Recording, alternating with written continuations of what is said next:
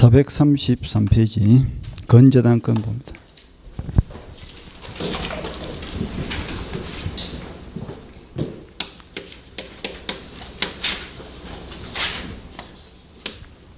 건재단권은 거의 매년 나옵니다. 갑이올로부터 납품을 받습니다. 납품은 한두 번 합니까? 계속 합니까?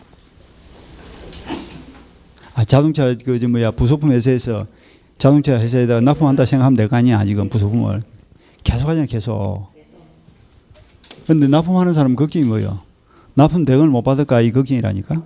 그래서 납품을 하기 전에 올 1년간 납품할 대금 중에서 한 1억까지는 담보를 해달라 해야 된 거예요. 그러면 이제 갑이 그렇게 합시다. 그래서 납품하는 사람은 돈 받을 사람이니까 채권자, 납품을 받는 사람은 뭐예요? 납품 대금을 갚아야 되니까 채무자가 되겠죠. 예? 그리고 1월 1일 날 납품을 하기 전에 요 2억짜리 땅에다가 저당권을 설정한다고. 저당권.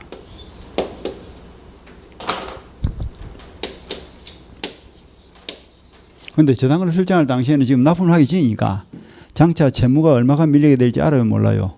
모르죠. 예? 언제 돼봐야 할까? 12월 30일 날 결산기가 돼봐야 알겠죠. 예? 그러니까 1년 뒤에 확정될 채권을 미리 앞당겨서 지금 저당을 설정하고 있죠. 채권이 없는 상태에서. 그런 저당권을 말한다? 건저당이다. 이렇게 표현합니다. 건저당. 건저당 할 때 건자가 뭐예요? 장래 이런 뜻이죠. 장래. 뿌리가 의미하는 바는 지금 현재입니까? 장래입니까?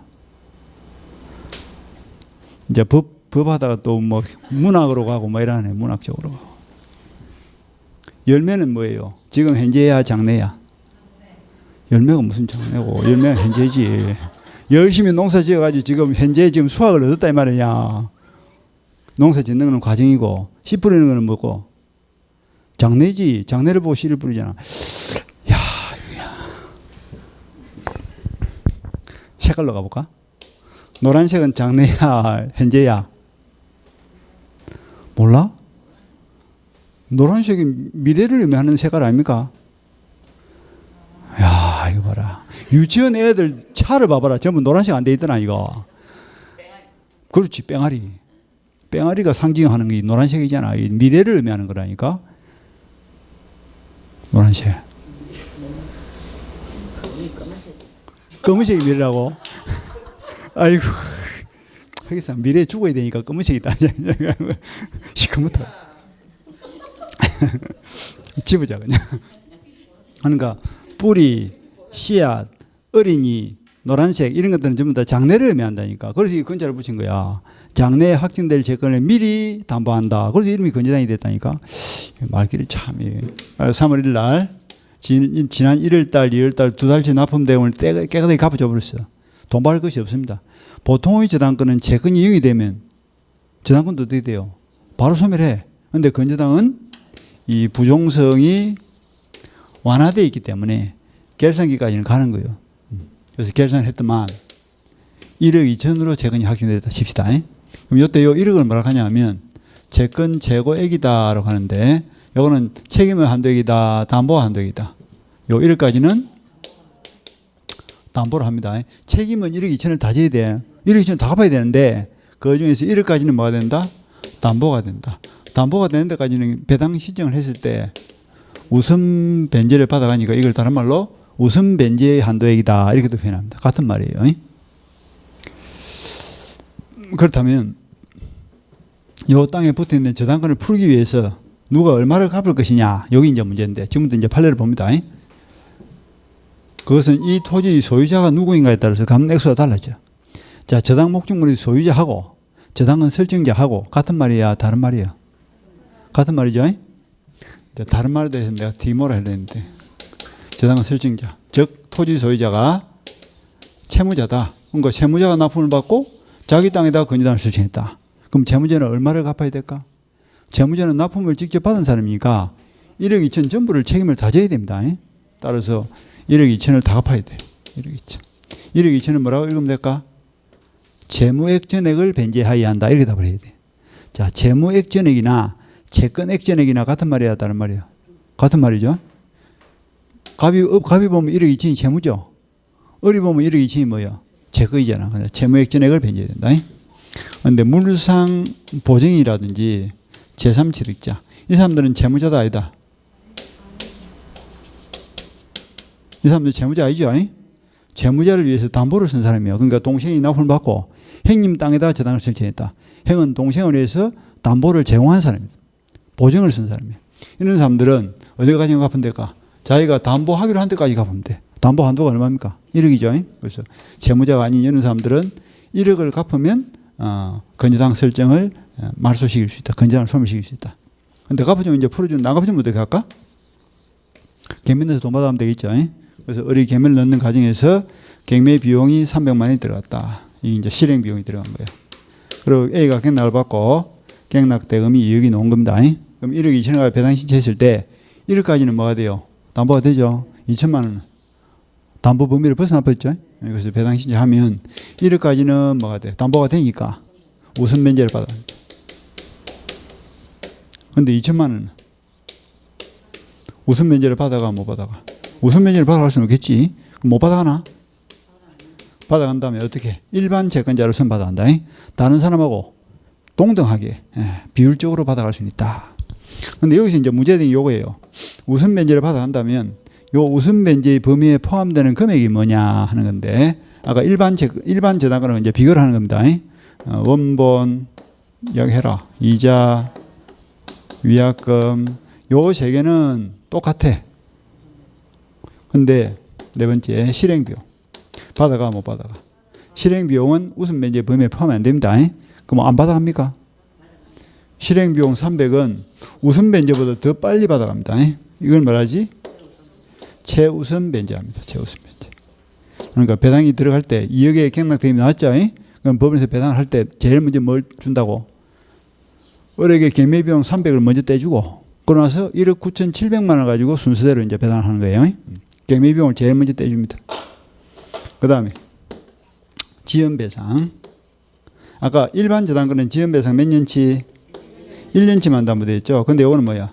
채권 재고의 한도를 초과하지 않는다면 전액을 다 담보합니다. 그 점에서도 건저당권이 일반 저당권보다 훨씬 유리한 거예요. 그래서 통상 저당권을 설정할 때 일반 저당권을 설정할까 건저당을 설정할까? 돈을 빌려주는 채권자 입장에서는 당연히 건저당 설정을 하겠죠. 건저당이 더 많이 받아가니까. 그래서 우리 주변에서 통용되는 저당권의 95% 이상은 뭐다? 은행에서 저당권 설정할 때 100% 건저당이죠. 그죠? 일반 저당권 설정 안 합니다. 채권자가. 그러니까 거의가 다 건저당을 설정한다. 그런데 그러니까 이 건저당이 중요하단 말이지. 시험에서 많이 나올 수밖에 없지. 그 다음에 건저당 설정 과정을 보면 설정 과정은 뭐 똑같아요. 건저당 설정에 합의하고 합의는 법률행위죠. 합의나 계약이나 법률행위나 같은 말 아니야. 그때는 등기를 해야 돼 안 해야 돼? 법률행위 등기해야지. 법률 규정은 등기 필요 없고 등기 없는 거 한번 이야기해봐. 공판상 경기 이렇게 쫙 놔줘야지. 그다 상속 이런 거 한 개 하지 말고 공판상 경기 이렇게. 내가 갑자기 탁 물어볼 때 답을 잘해야 돼. 시험도 갑자기 물어보는 거니까. 근데 등기할 때 꼭 해야 되는 사항이 세 가지가 있더라. 이 필수적 등기 사항이 세 가지 있어요. 그게 뭐냐면 건저당이라는 취지를 반드시 밝혀야 되고 또 채권 재고액을 반드시 적어야 되고 또 채무자의 성명과 주소를 적어야 돼. 이걸 필수적 등기사항이다. 그 나머지 뭐 변제 날짜라든지 이런 것들은 임의적 등기사항이니까 안 적어도 관계없어요. 그 다음에 12월 31일 되면 건저당이 이제 뭐가 된다? 확정이 되는 거야. 확정에 대해서 봅니다. 자, 건저당을 그림을 그리면 이렇습니다. 비유를 하자면 건저당은 대문이 활짝 열린 집과 같다. 대문이 활짝 열려 있으니까 납품을 하면 어떻게 돼요? 돈 받을 금액이 늘어나고 변제를 하면 돈 받을 금액이 줄어들겠죠. 그러니까 건저당 상태에서는 채권이 확정되어 있다. 유동적이다. 유동적인 거예요. 그리고 납품을 한두 번 해, 여러 번 해. 그래서 이걸 읽으면 어떻게 될까? 건저당이란 정감 변동하는 불특정 다수의 채권을 담보하는 것이 건저당입니다. 채권도 한두 개 아니야. 불특정 다수의 채권을 담보하는 게 건저당인데 12월 31일 확정 날짜 돼 있죠. 확정 날짜 되면 이제 어떻게 돼요? 대문 닫는 거예요. 대문 닫는다면 거래 끝났다. 그럼 대문 딱 닫으면 대문 닫기 전에 발생한 채권 중에서 얼마까지? 1억까지는 담보를 해준다. 이게 확정의 개념이야. 그러면 대문 닫은 뒤, 즉 확정 이후에 발생한 채권은 담보가 돼야 안 돼. 이건 담보가 안 되는 거야.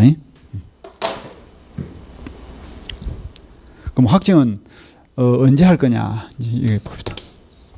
확정이 되면 건저당권이 뭐로 바뀐다? 일반 저당권으로 전환이 됩니다. 건저당은 들쭉날쭉 하는 거고 일반 저당권은 딱 채권액이 고정되죠. 고정이 돼야 배당을 한다. 유동적 상태는 배당이 돼야 안 돼요. 배당표를 찍을 수 없는 거야 이거. 확정을 시기야. 니는 얼마 딱딱 떼주지. 그래서 일반 저당권으로 전환이 됩니다. 언제 확정이 되느냐? 그 시기에 대해서 뭐 여러 가지 경우의 수가 있는데 지금 저는 결산기를 정하면 정한 결산기. 결산기를 정하지 않으면 언제든지 계약을 해지하고 계약을 해지하면 그 시점에서 거래가 끝나겠죠. 그 시점에서 이제 확정 시기 가지고 이제 배당하면 될 것이고. 그다음에 결산기를 정했다 할지라도 중간에 또 뭐 납품을 받았는데 불량품이 50%야. 그럼 납품 받아 못 받아?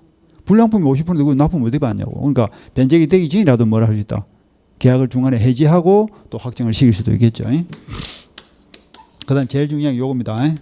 저당 목적물이 경매가 들어가도 확정이 됩니다. 그런데 경매가 누가 신청했는가에 따라서 확정의 시기가 달라지는데 건저당권자가 경매를 신청하면 경매 신청 시에 확정이 되고 후순위자가 경매를 신청하면 갱락대금 완납 시에 확정이 됩니다. 그런데 경매 신청 이후에 경매가 취하가 된 거야. 경매가 취소가 되더라도 일반 저당권에서 건저당으로 돌아가 안 돌아가? 다시는 안 돌아갑니다. 한번 달아버리면 열어줘 안 열어줘? 다시는 안 열린다 이렇게 생각하면 돼. 그 다음 이제 변경에 대해서 봅니다. 변경. 대문이 열려있는 상태에서는 모든 걸 다 변경할 수 있습니다. 그러니까 처음에는 1억까지 담보하기로 했는데 거래를 하다 보니까 규모가 자꾸 늘어나는 거예요. 그럼 채권 재고액을 어떻게 해? 2억으로 늘릴 수도 있겠다. 그지?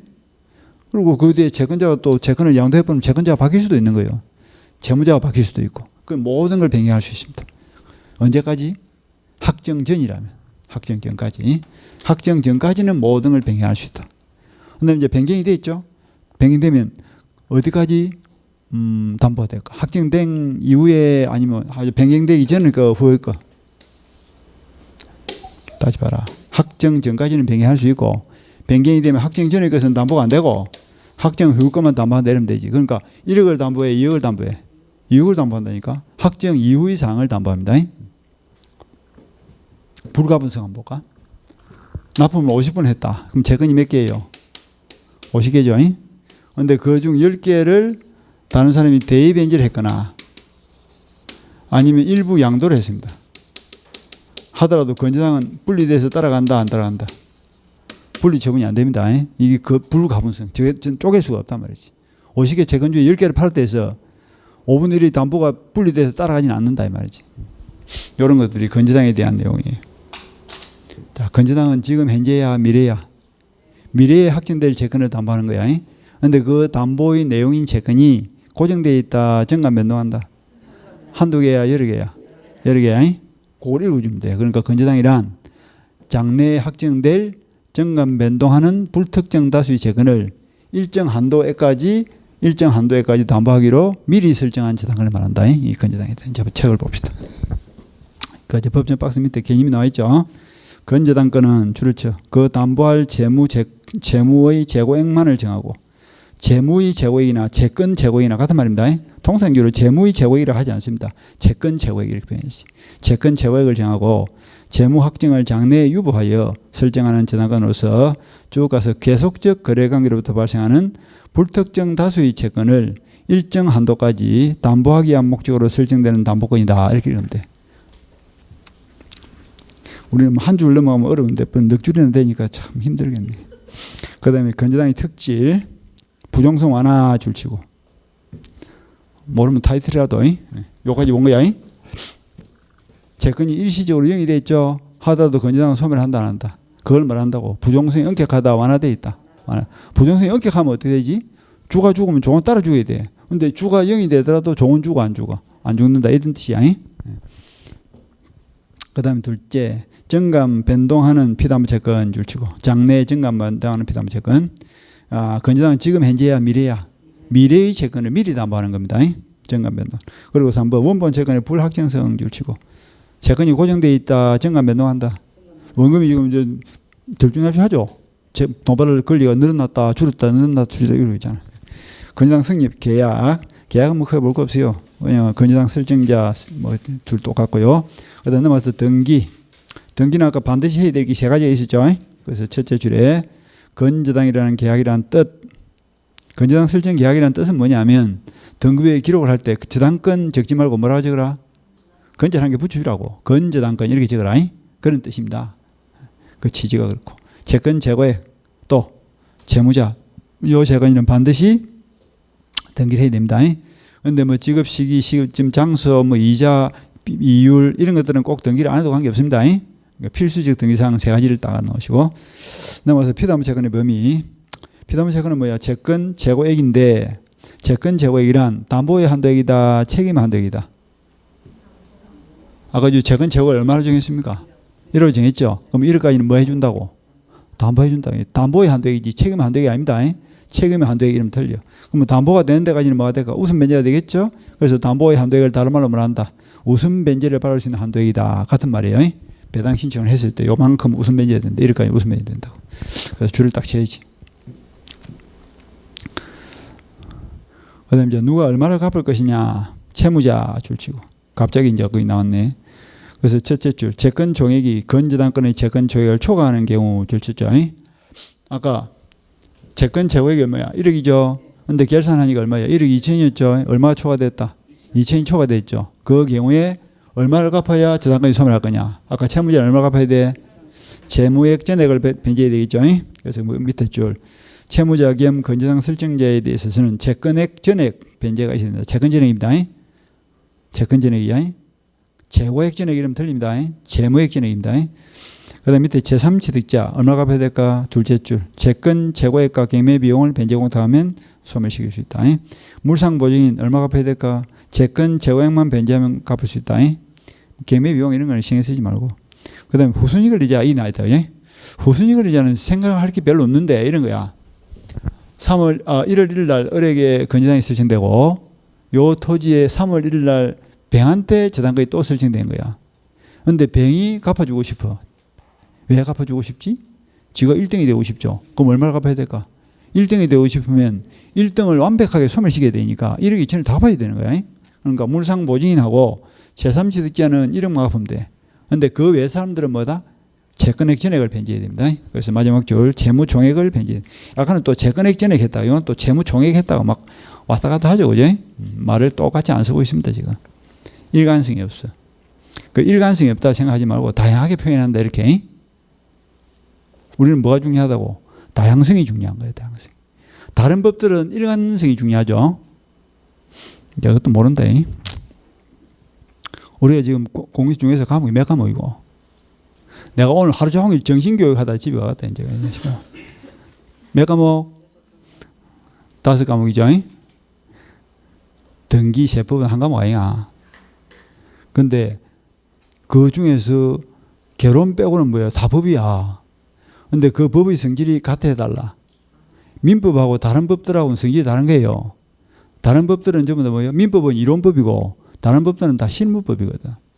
행정관청에서 민원인들에게 직접 적용을 하는 실무법이라고. 공법, 무슨 공시법, 등기법, 지적법 이런 것들, 세법 이런 거 다 실무법이기 때문에 실무법은 법이 복잡해야 될까 간결해야 될까? 아니 민원인들한테 직접 적용하는 법이 복잡하면 되겠냐고. 국민들이 알아듣기 쉽도록 간결해야지. 그리고 응용이 돼야 될까 안 돼야 될까? 응용을 못하도록 해야 되겠죠. 응용을 하도록 하면 어떻게 돼? 공무원들이 막 지 마음대로 할 거 아니야. 마음에 드는 사람들 잘해주고 안 드는 사람들 법을 또 다르게 해석하고 이러면 안 된다니까. 객관적 해석에 의해서 유도리가 없어야 된다고. 그러니까 유도리가 없으려고 하면 법이 간결해야 돼요. 간결하고 명확하고 유동적 권리가 유도리가 없어야 돼. 주무릴 수 없도록 딱 정해져 있어야 돼. 고정되어 있어야 된다고. 그렇기 때문에 용어가 단일화돼야 될까 막 다양해야 될까? 법률 용어가 단일화되어 있어야 됩니다. 그래야 민원인들이 국민들이 뭐야 법 생활을 할 때 헷갈리지가 않는 거야. 그게 민법과 차이점이에요. 그런데 민법은 실무법이 아니거든. 민법 뭐라고? 이론법이라고. 이론법. 대한민국 모든 법의 기초 이론을 제공해 주는 법이 민법이야. 모든 사법의 기초가 되는 법이 민법이라니까. 그러니까 이거는 이론을 정리해가지고 다양하게 응용을 할 수 있고 적용을 할 수 있도록 다양성을 추구합니다. 누가 보는가에 따라서 다양하게 표현도 하고 다양하게 이론 구성도 하고 이런다고. 그리고 논리를 중시한다고. 그리고 간결하지도 않아. 막 이래저래 막 연결돼 있고. 그러니까 법을 대할 때 한 개만 딱 볼라 생각하지 말고 다양하게. 그 다양성이지 그것이 무엇이 왔다 갔다 하고 막 이랬다 저랬다 하는 게 아닙니다. 다양성. 자, 범위로 봅니다. 넘어가서. 갑자기 범위 나오니까 또 무슨 말인지 모르겠죠. 그게 무슨 범위예요? 웃음 변제의 범위입니다.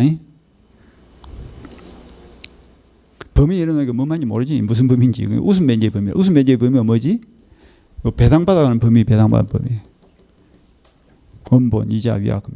그래서 니은의 지연배상 줄치고 원칙은 뭐 크게 볼 거 없고 저거 가서 1년분에 하나에 담보되는 360주 단서는 건조당이 적용되지 않는다 줄치고 그 말이 무슨 말입니까? 일반 저당권은 1년분만 담보되는데 건조당은 거기 적용이 안 되니까 전액이 다 담보된다고. 그러면 디귿의 실행비용 줄치고 쭉 가서 채권 재고액에 포함되지 않고 별도로 웃음 변이 된다. 채권 재고에 포함이 안 됩니다. 실행비용은. 별도로가 뭐요? 최우선 변제가 된다 이런 뜻이죠. 그 다음에 내려가서 피담보 채권의 확정. 원칙은 뭐 결산기가 도래하고 무슨 뭐 해제가 되거나 뭐 파산성으로 받거나 회사가 정리가 되거나 쭉 나있는데 볼 필요 없어. 그 다음에 리얼로 바로 내려갑니다. 리얼. 경매 신청이죠. 그게 중요한 거야. 아까 건저당권자가 가로를 묶고 경매를 신청했죠. 그럼 언제 확정이 됩니까? 바로 밑에 줄. 경매 신청 시에 동안 딱 치고. 그리고 쭉 가서 셋째 줄에 후순위 건저당권자가 경매를 신청했죠. 그때는 언제? 그 밑에 줄. 경락대금을 완납한 때 확정이 된다. 여기 중요하다 있죠. 아까 경매. 경매가 들어가면 건저당권자가 경매를 신청했냐 후순위가 경매를 신청했냐에 따라서 확정 시점이 달라진다. 그 다음에 동안에 4번 내려서 피담보 채권 확정의 효과. 지금 대문 열어서 닫았어. 대문을 닫았죠. 닫으면 들쭉날쭉이야 이제 고정이야. 고정돼서 건저당이 뭐로 바뀐다? 일반 저당으로 바뀐다 있죠. 그래서 확정되면 그 이후부터는 건저당권은 부종성을 가지게 되어서 보통의 저당권과 같은 취급을 받게 된다. 요거 지금 이런 거예요. 건저당권이 이제 뭐로 바뀌어? 일반 저당권으로 전환이 된다 이 말이지. 그럼 나중에 경매가 취하되더라도 돌아가 안 돌아가? 다시는 확정의 효과가 번복되지는 않습니다. 그래서 넘어가서 436페이지 제일 위에 둘째 줄 봐봐. 줄 쳐. 경매 신청이 취하되었다 하더라도 재무 확정의 효과가 번복되는 것은 아니다. 이렇게 한번 딱 대문 닫으면 안 열어줍니다. 그렇고 그 다음 내려서 건저당권의 처분은 다 볼 필요가 없고 동안에 1번 봅니다. 1번이 뭐냐면 불가분성이에요. 줄 한번 쳐볼까? 피담보 채권이 확정되기 전에 그 채권의 일부를 양도하거나 대변제한 경우가 줄 쳤죠. 아까 채권이 몇 개였어요? 50개였죠. 그중 10개 일부를 양도하거나 대변제를 했다 할지라도 건저당권의 5분의 1이 분리돼서 따라간다 안 따라간다? 분리되지는 않는다 했죠. 그래서 대변제 이전될 여지가 없다. 그거 하고 동안에 2번도 봅니다. 확정되기 이전이라면 가로 딱 묶고 대문이 열려서 닫혔어. 열려있는 상태라면 모든 걸 바꿀 수 있어 없어? 모든 걸 바꿀 수 있어. 대문이 열려 있으니까 모든 게 자유야 그냥. 모든 걸 다 바꿀 수 있어. 그럼 변경이 되면 변경 전의 것을 담보한다. 후의 것을 담보한다. 변경 후의 것을 담보하죠. 그래서 그 밑에 줄. 변경이 된 경우에는 당연히 변경 후의 범위에 속하는 채권이나 채무제에 대한 채권만이 쭉 가서 담보가 된다. 이렇게 읽고. 이제 넘어갑니다. 건저당 소멸은 크게 중요하지 않고요. 넘어서 439페이지 보면 공동저당이 나와 있죠. 요거는 이순환 적어놓고 이순환 때 가서 이제 본격적으로 볼 건데 오늘은 대충 껍데기만 싹 보는 거야. 공동저당하고 건저당에서 반드시 한 문제 노는데 어디가 중요하다고? 건저당이 중요한 거야. 공동저당은 매년 노는 게 아니야. 그래서 공동저당 맛만 봅니다.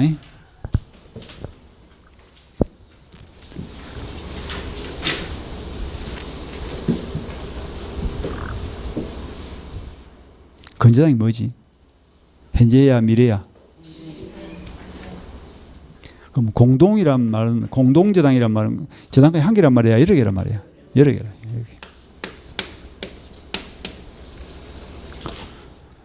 갑이 얼로부터 1억 5천을 빌렸다. 채권자, 채무자.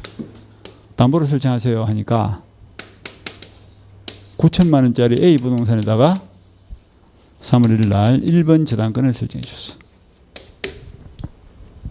채권자가 만족할까 더 달라 할까? 야, 이런 거 답을 못하면 어떻게 하노? 더 달라 해야지. 그러니까 그림이 딱 따라가야 돼. 다시 봐. 갑이 얼마 빌렸어요? 1억 5천 빌렸죠. 그 담보 얼마 줬노? 9천 주시니까 돈 빌려준 사람이 뭐라 할까? 더 달라 할 거 아니야. 그래서 B 부동산 6천에다가 저당권을 설정해 줬어요. 자, 만족할까 더 달라 할까? 뭐 고민을 하냐? 더 달라 해야지. 1억 5천 빌려주고 1억 5천을 담보로 잡는 사람이 왜 있냐고. 더 많이 잡아야지. 개매어 들어오면 유찰이 되고 또 비용도 들고 하니까. 더 달라. C 부동산 3천만 원짜리에다가 또 저당권을 설정해 줬어. 이런 저당권을 뭘 한다고? 공동저당이다 이렇게 표현한다. 그러니까 하나의 채권을 담보할 목적으로 저당권을 몇 개 설정했다? 3개를 설정했잖아요. 지금 이게 공동저당이라니까. 여러 개의 저당권으로 특정 채권을 담보한다. 무슨 저당권? 공동저당권. 그렇게 했는데 10월 1일 날 변제 날짜가 됐어. 돈을 갚을까 안 갚을까? 안 갚아야 일이 되겠죠. 안 갚으면 어떻게 할까? 개면을 넣겠죠. 그래, 일이 좀 대화가 좀 됐으면 좋겠다. 그래야 내도 맛이 나고 지도 맛이 나고 둘 다 맛이 나서 공부가 잘 되고 뭐 이럴 건데. 그러면 보리자루처럼 앉아가지고 가만히 있으니 나도 답답하고 지도 답답하고. 개면 넣으면 이제 어떻게 할까?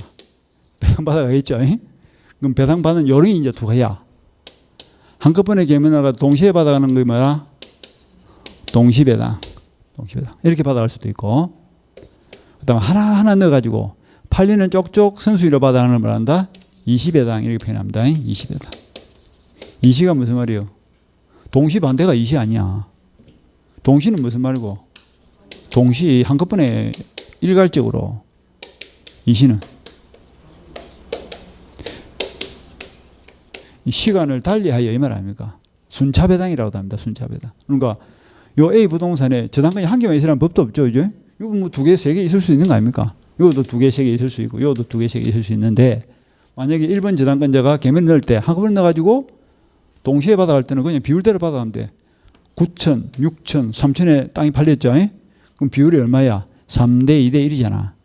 그러니까 여기서 6분의 3을 받고 6분의 1을 받고 6분의 1을 받고 이렇게 해서 비율적으로 받아가. 그걸 우리가 안분비례 이렇게 표현합니다.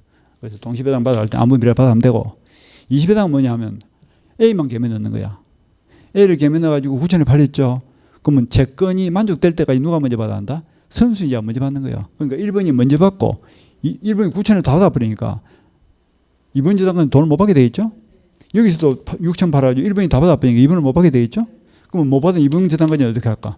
1번 저당권 2개만 팔아도 1억 5천을 다 챙겼을 거 아니야. 그럼 못 받은 2번 저당권자는 여기 들어가는 거지.